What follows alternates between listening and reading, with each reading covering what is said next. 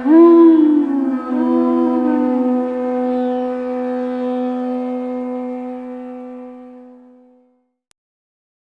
Krishna, Hare Krishna, Krishna Krishna, Hare Hare, Hare Rama, Rama Rama, Hare Hare.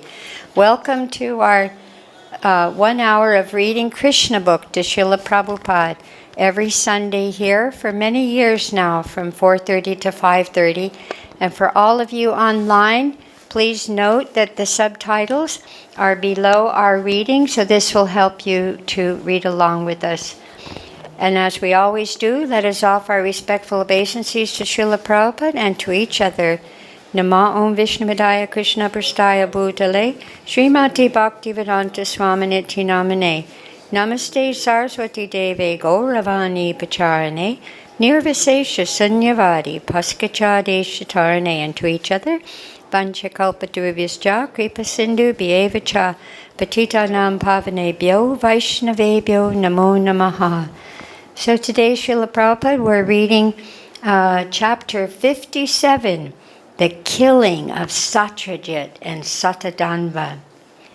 After Akrura visited Hastinapura and reported the condition of the Pandavas to Krishna, there were further developments.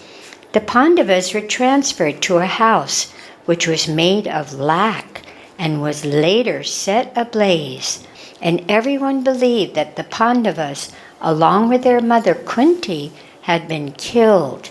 This information was also sent to Lord Krishna and Balaram. After consulting together, they decided to go to Hastinapura to show sympathy to their relatives. Krishna and Balaram certainly knew that the Pandavas could not have been killed in the devastating fire, but in spite of this knowledge, they wanted to go to Hastinapura to take part in the bereavement. On arriving in Hastinapura, Krishna and Balaram first went to see Bhishma Dev because he was the chief of the Kuru dynasty. They then saw Kripacharya, Vidura, Gandhari, and Drona. Other members of the Kuru dynasty were not sorry because they wanted the Pandavas and their mother to be killed. But some family members, headed by Bhishma, were actually very sorry for the incident, and Krishna and Balaram expressed equal sorrow without disclosing the actual situation. When Krishna and Balarama were away from the city of Dwaraka, there was a conspiracy to take the Syamantaka jewel away from Satrajit. The chief conspirator was Satadanva. Satrajit's beautified daughter Satrajit had promised that he would give her beautiful daughter in charity to various candidates. But later, the decision was changed. The Satyabhama was given to Krishna along with the Syamantaka jewel. Satrajit had no desire to give the jewel away with his daughter, and Krishna, knowing his mentality, accepted his daughter but returned the jewel. After getting back the jewel from Krishna, he was satisfied and kept it with him always. But in the absence of Krishna and Balarama, there was a conspiracy by many men, including even Akrura and Kritavarma, who were devotees of Lord Krishna, to take the jewel from Satrajit. Akrura and Kritavarma joined the conspiracy because they wanted the jewel for Krishna. They knew that Krishna wanted the jewel and that Satrajit had not delivered it properly. Others joined the conspiracy because they were disappointed in not having the hand of Satyabhama. Some of them incited Satadanva to kill Satrajit and take away the jewel.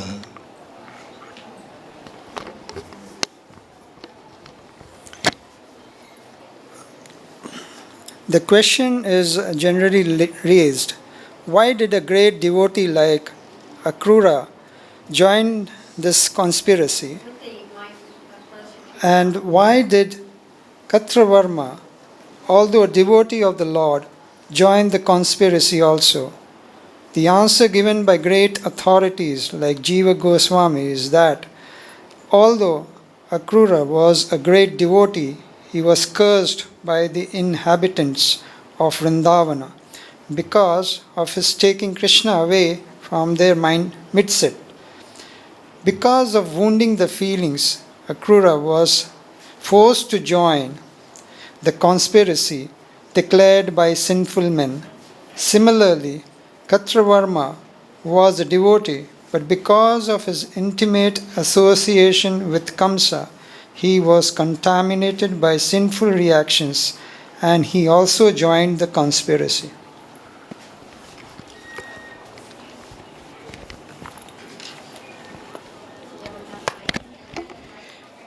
Being inspired by all the members of the conspiracy, Shatadhanva one night entered the house of Satrajit and killed him while he was sleeping.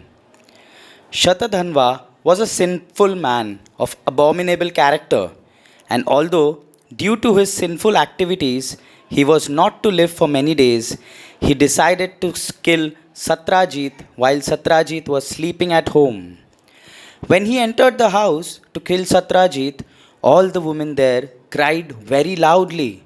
But in spite of their great protests, Shatadhanva mercilessly butchered Satrajit without hesitation, exactly as a butcher kills an animal in the slaughterhouse. Since Krishna was absent from home, his wife Satyabhama was present on the night Satrajit was murdered, and she began to cry, my dear father, how mercilessly you have been killed. The dead body of Satrajit was not immediately removed for cremation because Satyabhama wanted to go to Krishna in Hastinapur. Therefore, the body was preserved in a tank of oil so that Krishna could come back and see the dead body of Satrajit and take real action against Shatadhanva. Satyabhama immediately started for Hastinapur to inform Krishna about the ghastly death of her father. When Krishna was informed by Satyabhama of the murder of his father-in-law, he began to lament like an ordinary man. His great sorrow is, again, a strange thing. Lord Krishna has nothing to do with action and reaction. But because he was playing the part of a human being, he expressed his full sympathy for the bereavement of Satyabhama, and his eyes filled with the tears when he heard about the death of his father-in-law. He thus began to lament, oh, what unhappy incidents have taken place. Then Krishna and Balarama, along with Satyabhama, immediately returned to Dwarka and began to make plans to kill Shatadhanva and take away the jewel. Although he was a great outlaw in the city, Shatadhanva was still very much afraid of Krishna's power. And thus, when Krishna arrived, he became most afraid.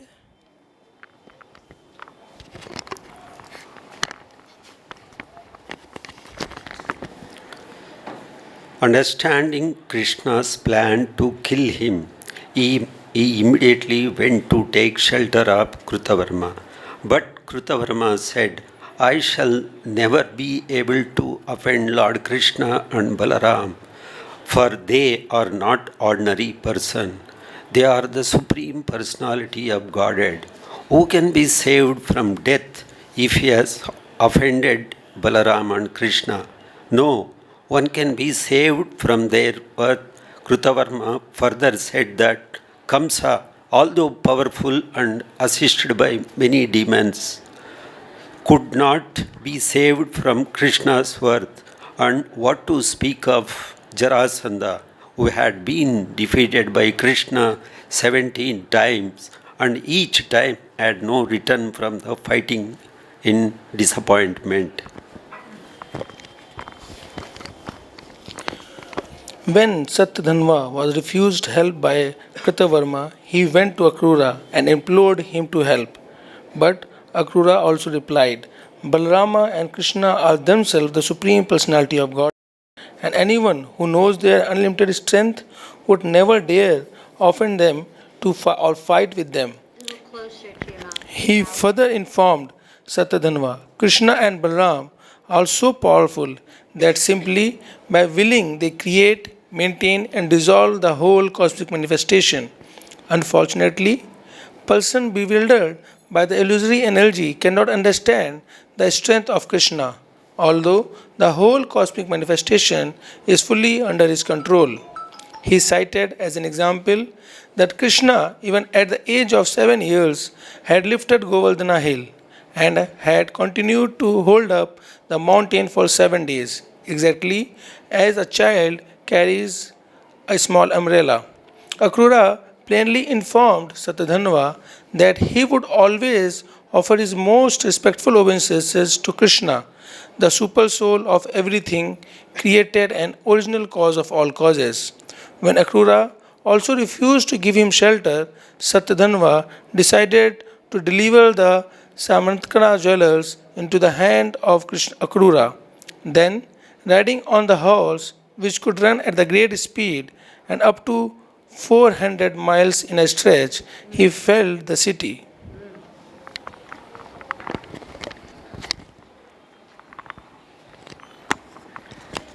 When Krishna and Balram were informed of the flight of Satdhanva, they mounted their chariot, its flag marked by a picture of Garuda, and followed immediately. Krishna was particularly angry with Satdhanva and wanted to kill him because he had killed Satrajit, a superior personality. Satrajit happened to be the father-in-law of Krishna, and it is the injunction of the Shastra that one who is Guru Druha, who has rebelled against the superior person, must be punished in proportion to the severity of the offense. Because Satdhanva had killed his father-in-law, Krishna was determined to kill him by any means. Shatadhanva's horse became exhausted and died near a garden house in Mithila. Unable to take help of the horse, Shatadhanva began to run with great speed. In order to be fair to Shatadhanva, Krishna and Balram also left their chariot and began to follow Shatadhanva on foot. While Shatadhanva and Krishna were running, Krishna took his disc and cut off Shatadhanva's head. After Shatadhanva was killed, Krishna searched through his clothing for the Syamantaka jewel, but he could not find it. He then returned to Balram and said, "We have killed this person uselessly, for the jewel is not to be found on his body." Sri Balaram suggested the jewel must have been kept in the custody of another man in Dwarka. So you would better return and search it out. Sri Balaram expressed his desire to remain in Mithila city for some days because he enjoyed an intimate friendship with the king. Therefore, Krishna returned to Dwarka and Balram entered the city of Mithila.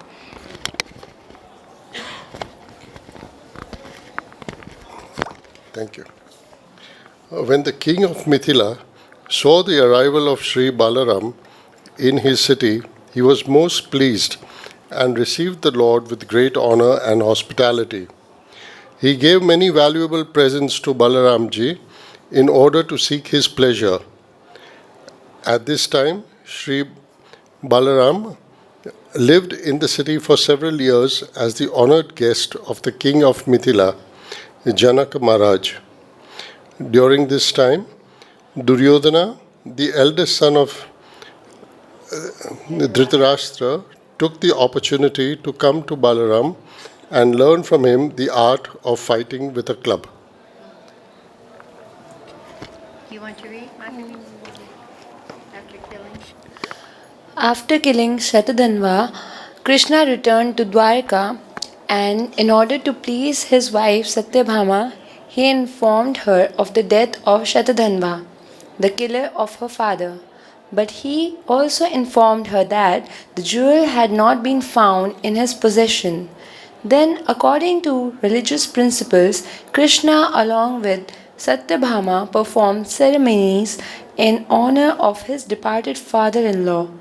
In those ceremonies, all the friends and relatives of the family joined together.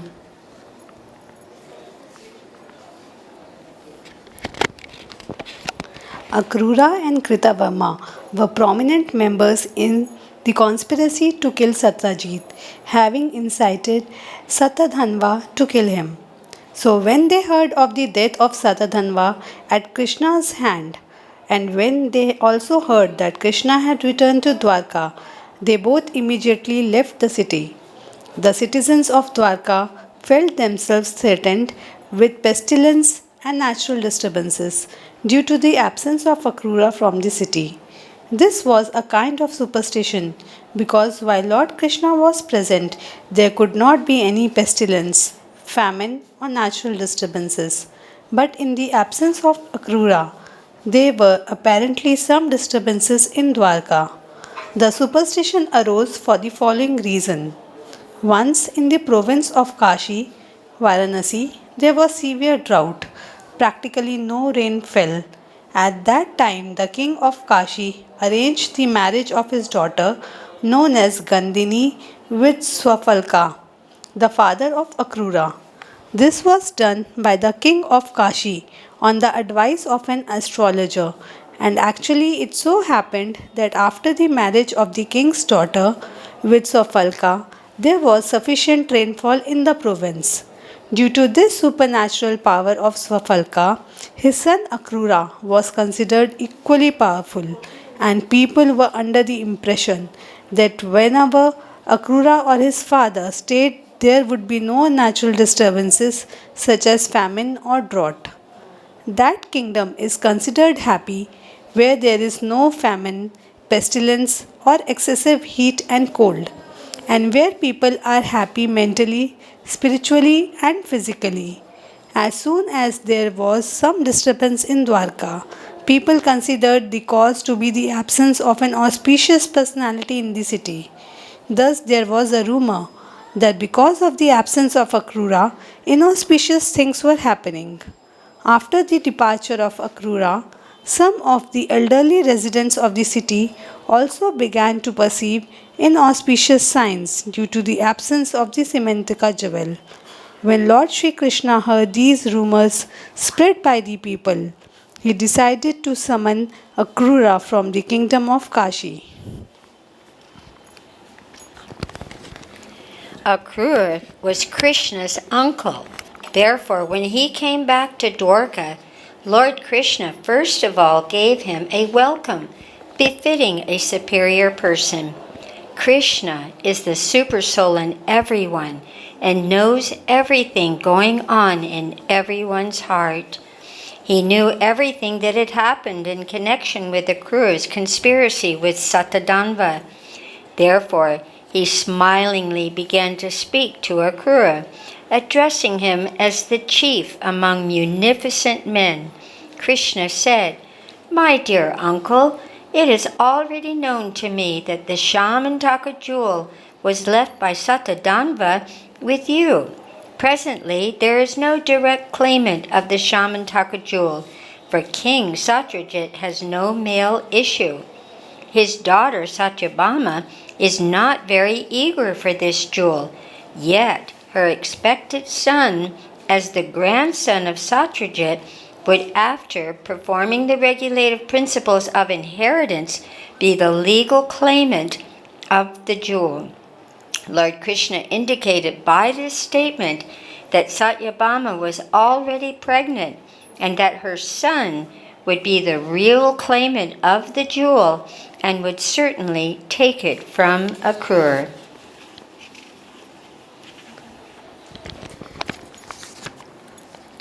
Krishna continued, This jewel is so powerful that no ordinary man is able to keep it. I know that you are very pious in activities, so there is no objection to the jewels being kept with you. There is one difficulty, and that is that my elder brother, Sri Balaram, does not believe my version that the jewel is with you. I therefore request you to, O large-hearted one, to show my the jewel just one before my other relatives, so that they may be pacified and reject various kind of rumors. You cannot deny that jewel is within you, because we can understand that you have enhanced you because opulence and are performing sacrifices on an altar made of solid gold. These properties of the jewel were known wherever the jewel remained. It would produce for the keeper more than 2 mounts of pure gold daily. Akrura was getting cold in the portion and disturbing it profusely and sacrificial performance. Lord Krishna cited Akrura lavishly spending gold performances. Lord Krishna cited Akrura lavishly spending gold on a positive evidence on his possessing the Syamantaka jewel. When Lord Krishna, in friendly terms and sweet language, impressed Akrura about the real fact, and Akrura understood that nothing could be concealed from the knowledge of Sri Krishna, he brought out the valuable jewel covered by cloth but shining like the sun, and presented it before Krishna. Lord Krishna took the Syamantaka jewel in his hand and showed it to all his relatives and friends present, and then returned the jewel to Akrura in their presence, so that they would know that the jewel was actually being kept by Akrura in Dwaraka city. The story of the Syamantaka jewel is very significant. In Srimad Bhagavatam, it is said that anyone who hears the story of the Syamantaka jewel or describes it or simply remembers it will be free from all kinds of defamation and the reactions of all impious activities, and thus will attain the highest perfectional condition of peace. Thus ends the Bhakti-yoga purport of the 57th chapter of Krishna, the killing of Satrajit and Sadhadanva.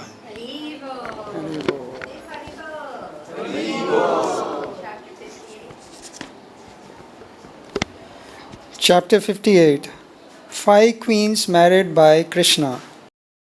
As mentioned in the last chapter, there was great rumor that the 5 Pandava brothers, along with their mother Kunti, had died according to the plans of the sons of Dhritarashtra in a fire accident in the house of Lak in which they were living. But then the 5 brothers were detected at the marriage ceremony of Draupadi. So another rumor spread that the Pandavas and their mother were not dead. It was a rumor, but actually it was so. They returned to their capital city, Hastinapur, and people saw them face to face. When this news was carried to Krishna and Balarama, Krishna wanted to see them personally, and therefore he decided to go to Hastinapur. This time, Krishna visited Hastinapur in state as a royal prince, accompanied by his commander-in-chief Yuyudhan and by many other soldiers. He had not actually been invited to visit the city, yet he went to see the Pandavas out of his affection for his great devotees. He visited the Pandavas without warning, and all of them got up from their respective seats as soon as they saw him. Krishna is called Mukunda because as soon as one comes in constant touch with Krishna or sees him in full Krishna consciousness, one immediately becomes freed from all material anxieties. Not only that, but one is immediately blessed with all spiritual bliss. Receiving Krishna, the Pandavas were enlivened just as if awakened from unconsciousness or loss of life. When a man is lying unconscious, his senses and the different parts of his body are inactive. But when he regains his consciousness, the senses immediately become active. Similarly, the Pandavas received Krishna as if they had just regained their consciousness, and so they were very much enlivened. Lord Krishna embraced every one of them, and by the touch of the Supreme Personality of Godhead, the Pandavas immediately became freed from all the reactions of the material contamination and were therefore smiling in spiritual bliss. By seeing the face of Lord Krishna, everyone was transcendently satisfied. Lord Krishna, although the Supreme Personality of Godhead, was playing the part of an ordinary human being, and thus he immediately touched the feet of Yudhishthira and Bhima because they were his two older cousins. Arjuna embraced Krishna as a friend of the same age, whereas the two younger brothers, namely Nakula and Sahadeva, touched the lotus feet of Krishna to show him respect. After an exchange of greetings according to the social etiquette befitting the position of the Pandavas and Lord Krishna, Krishna was offered an exalted seat. When he was comfortably seated, the newly married Draupadi, young and very beautiful in her natural feminine gracefulness, came before Lord Krishna to offer her respectable greetings. The Yadavas who accompanied Krishna to Hastinapura were also very respectably received. Specifically, Satyaki or Yudhana was also offered a nice seat. In this way, when everyone else was properly seated, the five brothers took their seats near Lord Krishna.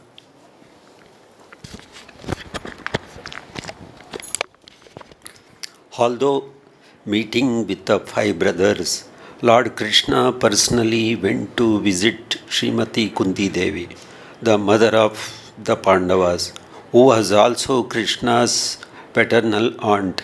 In offering his respects to his aunt, Krishna also touched her feet. Kunti Devi's eyes became wet, and in great love, she feelingly embraced Lord Krishna. She then inquired from him about the well-being of her parental family members, her brother Vasudeva, his wives and other members of family. Similarly, Krishna also inquired from his aunt about the welfare of the Pandavas family. Although Kunti Devi was related to Krishna by family tie, she knew immediately after meeting him that he is the Supreme Personality of Godhead. She remembered that past calamities to her life and how by the grace of Krishna she and her sons, the Pandavas, had been saved. She knew perfectly well that without Krishna's grace, no one could have saved them from the fire accident designed by the sons of Dhritarashtra. In a choked up voice, she began to narrate before Krishna the history of their life.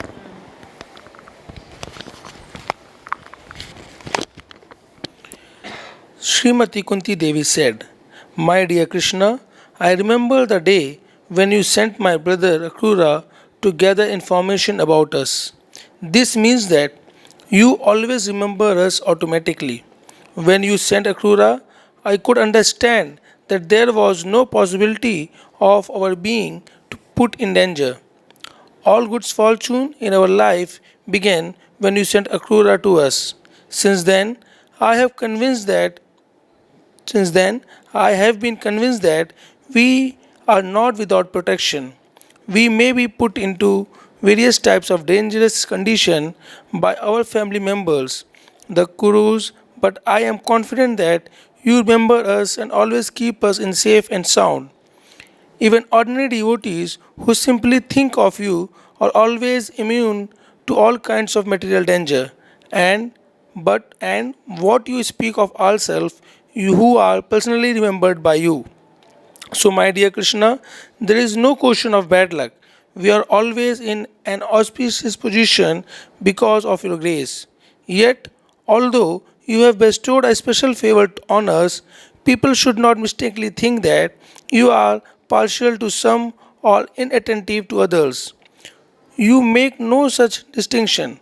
No one is your favorite and no one is your enemy. As the supreme personality of Godhead, you are equal to everyone and everyone can take advantage of your special protection. The fact is that although you are equal to everyone, you are especially inclined to devotees who always think of you. The devotees are related to you by ties of love. As such, they cannot forget you even for a moment. You are present in everyone's heart, but because the devotees always remember you, you respond accordingly. Although a mother has affection for all of her children, she takes special care of the one who is fully dependent. I know certainly, my dear Krishna, that being seated in everyone's heart, you always create auspicious situation for your unallowed devotees. The king Yudhishthira also praised Krishna as the supreme personality and universal friend of everyone. But because Krishna was taking special care of the Pandavas, King Yudhishthir said, "My dear Krishna, we do not know what sort of pious activities we have executed in our past lives that have made you so kind and gracious to us. We know very well that the great mystics always engage in meditation to capture you and always engage in meditation to capture you to capture. You do not find it easy to obtain such grace, nor can they draw any special attention from you. I cannot understand why you are so kind to us. We are not yogis. On the contrary, we are attached to material contaminations. We are householders dealing in politics, worldly affairs. I do not know why you are so kind to us." Being requested by King Yudhishthir, Krishna agreed to stay in Hastinapur for 4 months during the rainy season. The 4 months of the rainy season are called Chaturmasya. During this period, the generally itinerant preachers and brahmanas stop at a certain place and live under rigid regulative principles. Although Lord Krishna is above all regulative principles, he agreed to stay at Hastinapur out of affection for the Pandavas.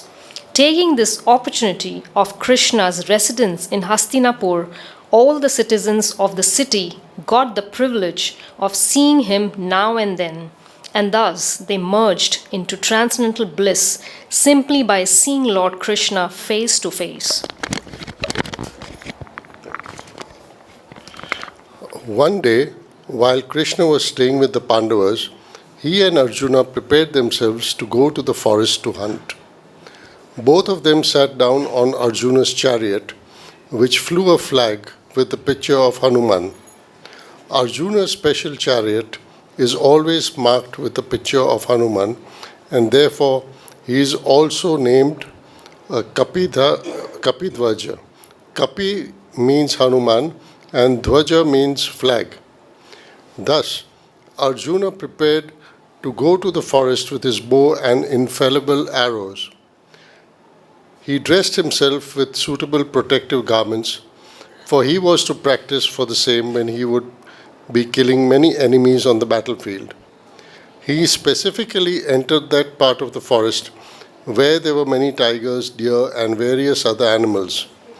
The reason Krishna went with Arjuna was not to practice animal killing, for he doesn't have to practice anything. He is self-sufficient. He accompanied Arjuna to see how he was practicing, because in future he would have to kill many enemies. After entering the forest, Arjuna killed many tigers, boars, bisons, gavayas, a wild kind of animal, rhinoceros, deer, hares, porcupines, and similar other animals, which he pierced with his arrows. Some of the dead animals were fit to be offered in sacrifices, were carried by servants and sent to King Yudhishthir. The ferocious animals such as tigers and rhinoceroses were killed only to stop disturbances in the forest. Since there are many sages and saintly persons who are residents of the forest, it is the duty of the Kshatriya kings to keep even the forest in a peaceful condition for living.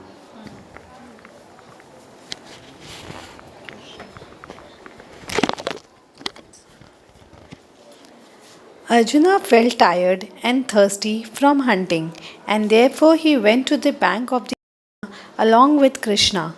When both the Krishnas, namely Krishna and Arjuna, reached the bank of the Yamuna, Arjuna is sometimes called Krishna, as is Draupadi. They washed their hands, feet, and mouths and drank the clear water of the Yamuna. While resting and drinking water, they saw a beautiful girl of marriageable age walking alone on the bank of the Yamuna. Krishna asked his friend Arjuna to go forward and ask the girl who she was. By the order of Krishna, Arjuna immediately approached the girl, who was very beautiful. She had an attractive body, nice glittering teeth, and a smiling face. Arjuna inquired, "My dear girl, you are so beautiful with your raised breasts. May I ask who you are? We are surprised to see you loitering here alone. What is your purpose in coming here? We can guess only that you are searching after a suitable husband. If you don't mind, you can disclose your purpose. I shall try to satisfy you." Next bit is so short. The beautiful girl was the river Yamuna personified. She replied, "Sir, I am the daughter of the sun god, and I am now performing penance and austerity to have Lord Vishnu as my husband. I think he is the supreme person and just suitable to become my husband. I disclose my desire thus because you wanted to know it."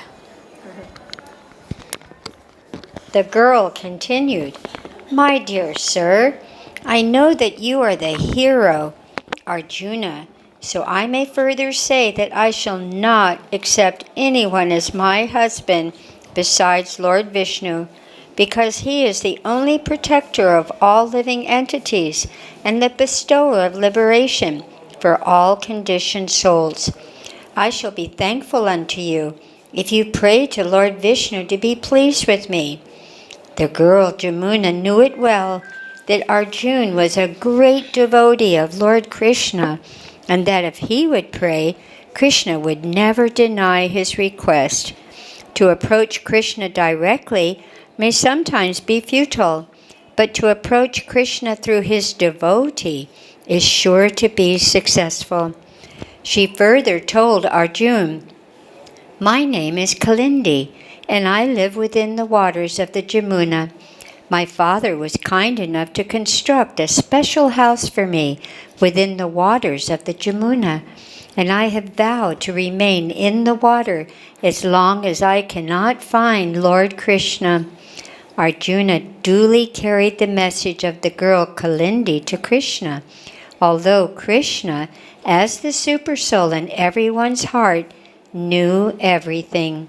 Without further discussion, Krishna immediately accepted Kalindi and asked her to sit down on the chariot. Then all of them approached King Yudhishthir.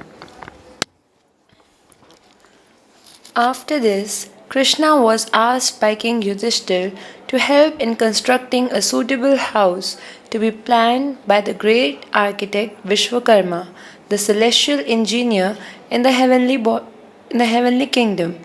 Krishna immediately called for Vishwakarma and made him construct a wonderful city according to the desire of King Yudhishthir. When this city was constructed, Maharaj Yudhishthir requested Krishna to live with them a few days more to give them the pleasure of Yudhishthir, to give them pleasure of his association.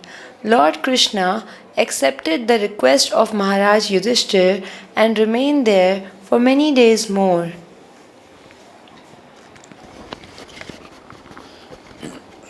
In the meantime, Krishna engaged in the pastime of offering the Gandhava forest, which belonged to King Indra. Krishna wanted to give it to Agni, the fire god. The Gandhava forest contained many various of drugs, and Agni required to eat them for rejuvenation. Agni, however, did not touch the Gandhava forest directly, but requested Krishna to help him. Agni knew that Krishna was very much pleased with him because he had formerly given him the Sudarshana disc. So, in order to satisfy Agni, Krishna became the chariot driver of Arjuna, and both went to the Gandhava forest. After Agni had eaten up the Gandhava forest, he was very much pleased. At this time, he offered Arjuna a special bow known as Gandiva, 4 white horses, 1 chariot, and an invincible quiver with 2 special arrows considered to be talismans, which had so much power that no warrior could counteract them. When the Gandhava forest was being devoured by the fire god Agni, there was a demand of the name Maya, who was saved by Arjuna from the devastating fire. For this reason, that former demon became a great friend of Arjuna. And in order to please Arjuna, he constructed a nice assembly house within the city constructed by Vishwakarma. This assembly house had some corners so puzzling that when Duryodhana came to visit this house, he was misdirected, accepting water as land and land as water. Duryodhana was thus insulted by the opulence of the Pandavas, and he became their determined enemy.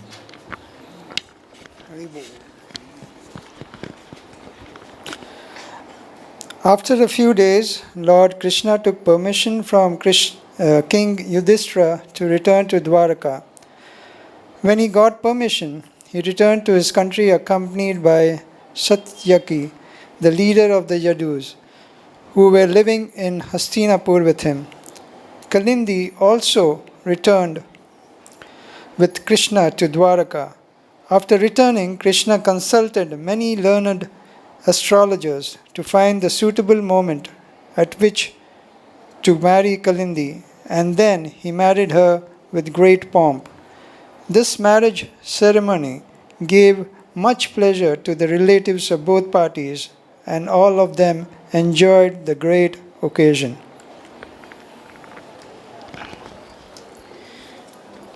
The kings of Avantipur, now known as Ujjain, were named Vindhya and Anuvindhya. Both kings were under the control of Duryodhan. They had one sister named Mitravinda, who was a very qualified, learned, and elegant girl, the daughter of one of Krishna's aunts. She was to select her husband in an assembly of princes, but she strongly desired to have Krishna as her husband. During the assembly for selecting her husband, Krishna was present, and he forcibly carried away Mitravinda in the presence of all the other royal princes. Being unable to resist Krishna, the princes were left simply looking at one another. After this incident, Krishna married the daughter of King of Koshala. The king of Koshala province was called Nagnazit. He was very pious and was a follower of the Vedic ritualistic ceremonies. His most beautiful daughter was named Satya. Sometimes Satya was called Nagnajiti, for she was the daughter of King Nagnajit. King Nagnajit wanted to give the hand of his daughter to any prince who could defeat 7 very strong, stalwart bulls maintained by him. No one in the princely order could defeat the 7 bulls, and therefore no one could claim the hand of Satya. The 7 bulls were very strong, and they could hardly bear even the smell of any prince. Many princes visited this kingdom and tried to subdue the bulls, but instead of controlling them, they themselves were defeated. This news spread all over the country, and when Krishna heard that one could achieve the goal Satya only by defeating the 7 bulls, he prepared himself to go to the kingdom of Koshala. With many soldiers, he approached that part of the country known as Ayodhya, making a regular state visit.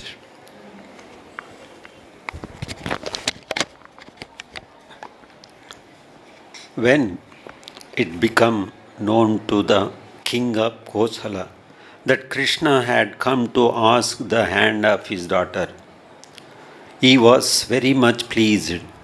With great respect and pomp, he welcomed Krishna to the kingdom. When Krishna approached him, he offered the Lord a suitable sitting place and articles to reception. Everything appeared very elegant. Krishna also offered him respectable obeisances, thinking him to be his future father-in-law.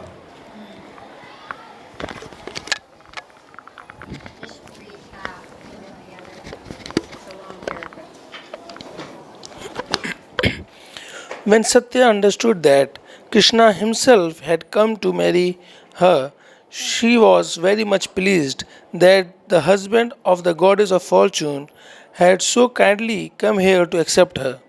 For a long time, she had cherished the idea of marrying Krishna and was following the principles of austerities to obtain her desired husband. She then began to think, I have performed any pious activities to the best of my abilities, and I have sincerely thought of all if I have sincerely thought all along to have Krishna as my husband, then Krishna may be pleased to fulfill my all long desires. She began to offer prayers to Krishna mentally, thinking, I do not know how the Supreme Personality of Godhead can be pleased with me. He was the master and lord of everyone. He is the master and lord of everyone, even the goddess of fortune, who plays, eh, whose place is next to the Supreme Personality of Godhead, and Lord Shiva, the Lord Brahma, and many other demigods of different planets, always offer their respectful obeisances unto the Lord. The Lord also sometimes descends to this earth in a different incarnation to fulfill the desire of his devotees. He is so exalted and great that I do not know how to satisfy him.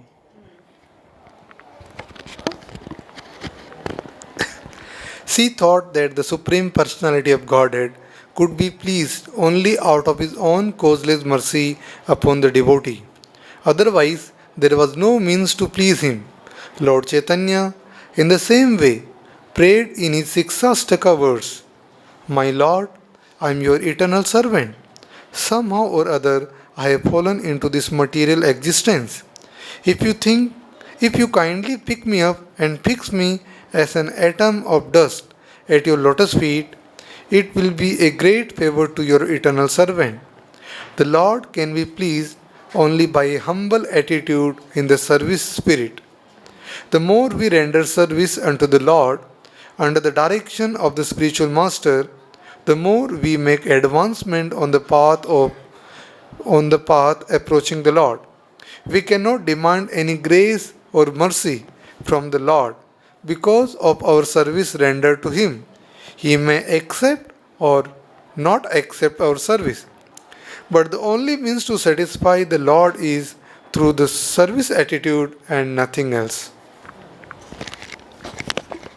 King Nagnajit was a pious king, and having Lord Krishna in his palace, he began to worship him to the best of his knowledge and ability.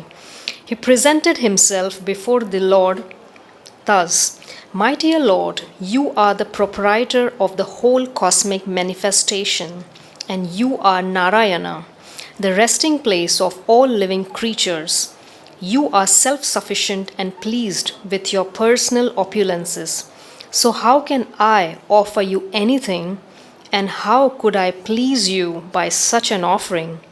It is not possible, because I am an insignificant living being. Actually, I have no ability to render any service unto you.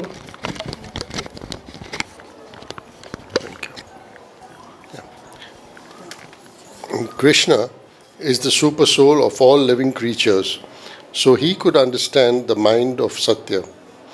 He was so much pleased with the respectful worship of the king in offering him a sitting place, eatables, a residence, and so on. He was appreciative, therefore, that both the girl and her father were eager to have him as their intimate relative. He smiled and in a grave voice said, My dear King Nagnajit, you know very well that anyone in the princely order who is regular in his position will never ask anything from anyone, however exalted he may be. Such requests by a Kshatriya king have been deliberately forbidden by learned Vedic followers. If a Kshatriya breaks this regulation, his action is condemned by learned scholars. But in spite of this rigid regulative principle, I am asking you for the hand of your beautiful daughter just to establish our relationship in return for your great reception of me.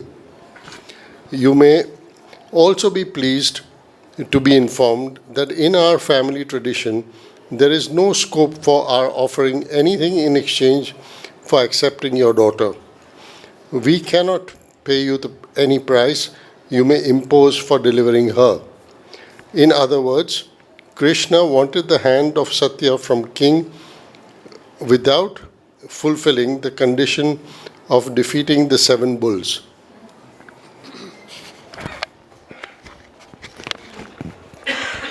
After hearing the statement of Lord Krishna, King Nagnajit said, My dear Lord, you are the reservoir of all pleasure, all opulences and all qualities. The goddess of fortune, Lakshmi ji, always lives on your chest.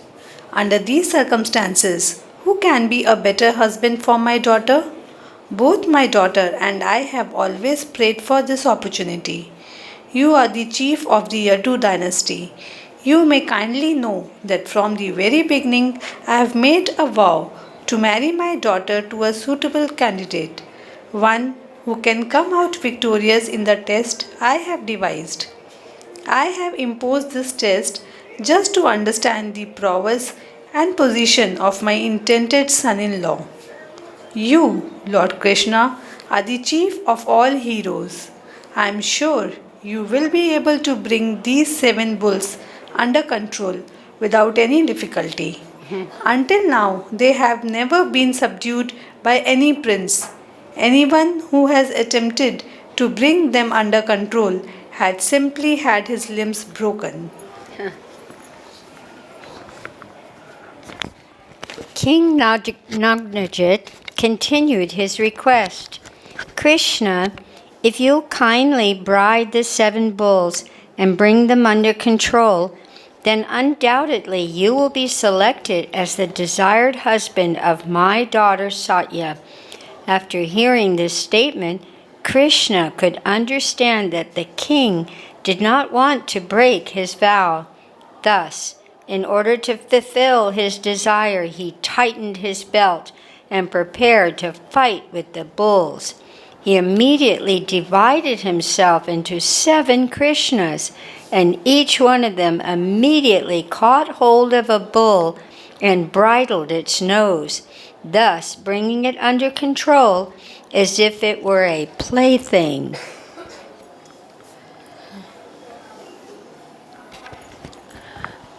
Krishna's dividing himself into 7 is very significant. It was known to Satya that Krishna had already married many other wives, but still she was attached to Krishna. In order to encourage her, Krishna immediately expanded himself into 7. The purport is that Krishna is one, but he has unlimited forms of expansions. He married many thousands of wives, but this does not mean that while he was with one wife, the others were bereft of his association. Krishna could associate with each and every wife by his expansions.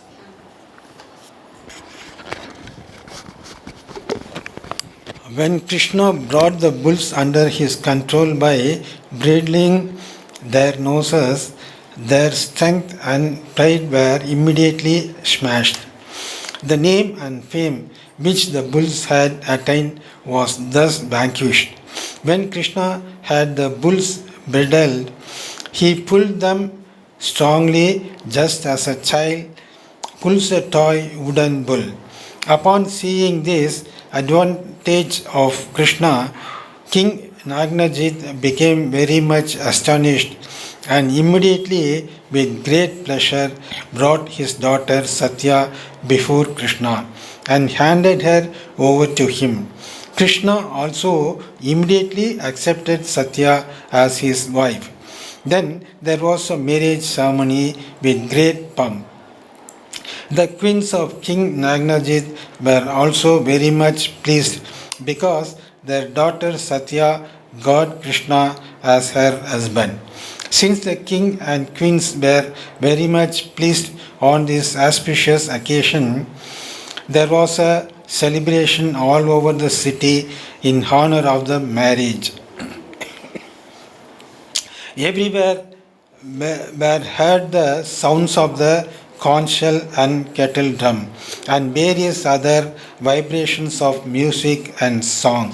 The learned Brahmanas showered their blessings upon the newly married couple.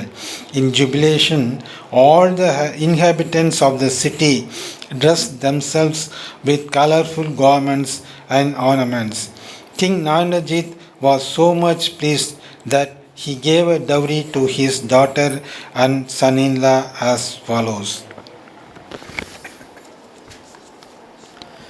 First of all, he gave them 10,000 cows and 3,000 well-dressed young maid servants, ornamented up to their necks.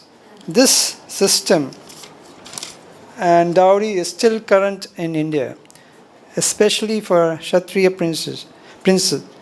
When a Kshatriya prince is married, at least a dozen maid servants of similar age are given along with the bride. After giving the cows and maid servants, the king enriched the dowry by giving 9,000 elephants and 100 times more chariots than elephants. This means that he gave 9 lakh chariots and he gave 100 times more horses than chariots, or 90 million horses and 100 times more men servants than horses. Royal princes maintained such men servants and maid servants with all provisions, and if they were their own children or family members. After giving this dowry, the king of Koshala province bade his daughter and great son-in-law be seated on a chariot and allowed them to go to their home guarded by a division of well-equipped soldiers, and they traveled fast into their new home. The king's heart was enlivened with affection for them.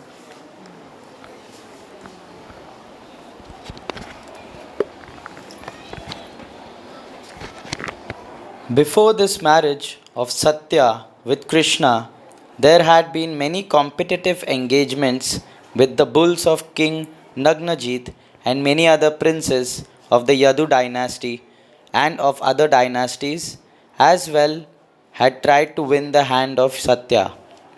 When the frustrated princes of the other dynasties heard that Krishna was successful in getting the hand of Satya by subduing the bulls, naturally they became envious. While Krishna was traveling to Dwaraka, all the frustrated and defeated princes encircled him and began to shower their arrows on the bridal party. When they attacked Krishna's party and shot arrows like incessant torrents of rain, Arjuna, the best friend of Krishna, took charge of the challenge, and he alone very easily drove them off to please his great friend Krishna on the occasion of his marriage. Arjuna immediately took up his bow, Gandiv, and chased away all the princes, exactly as a lion drives away all small animals simply by chasing them. Arjuna drove away all the princes without killing even one of them. After this, the chief of the Yadu dynasty, Lord Krishna, along with his newly married wife and the huge dowry, entered the city of Dwarka with great pomp. Krishna then lived there with his wife very peacefully. Besides Kunti Devi, Krishna had another paternal aunt. Her name was Shrutakirti, and she was married and lived in a Kekaya province. She had a daughter whose name was Bhadra. Bhadra wanted to marry Krishna, and her brother handed her over to him unconditionally. Krishna accepted her as his bona fide wife. Therefore, thereafter, Krishna married a daughter of the king of Madras province. Her name was Lakshmana, and she had all good qualities. She was also forcibly married by Krishna, who took her in the same way that Garuda snatched the jar of nectar from the hands of the demigods. Krishna kidnapped this girl in the presence of many other princes in the assembly of her Swayamvara. The Swayamvara is a ceremony in which the bride can select her own husband from an assembly of many princes. The description of the Krishna's marriage with the 5 girls mentioned in this chapter is not sufficient. He had many other thousands of wives besides them. Krishna accepted the other thousands of wives after killing a demon named Bhaumasura. All these thousands of girls were held captive in the palace of Bhaumasura, and Krishna released them and married them. Thus ends the Bhaktivedanta purport of the 58th chapter of Krishna. 5 kings married by Krishna. Haribol. So that concludes our 1 hour of reading Krishna book to Srila Prabhupada. Srila Prabhupada, thank you for allowing us to come and read your Krishna book to you every Sunday. And all of you online, we thank you also for joining us here on ISKCON Vrindavan Facebook. So as always, we offer our respectful obeisances to Srila Prabhupada and to each other. Namo Vishnumadaya Krishna Pristaya Bhutale Srimati Bhaktivedanta Swaminiti Namane Namaste Saraswati Deve Gauravani Pacharane Nirvasesha Sunyavadi Paskachade Shatarne, and to each other Vancha Kalpatarubhischa Kripa Sindhu Bhyevacha Patita Nam Bhavanebhyo Vaishnavebhyo Namo Namaha. Jai Srila Prabhupada, Jai Krishna Book, Shri Gauda Bhaktivinoda Ki Jai. So we'll see you next week.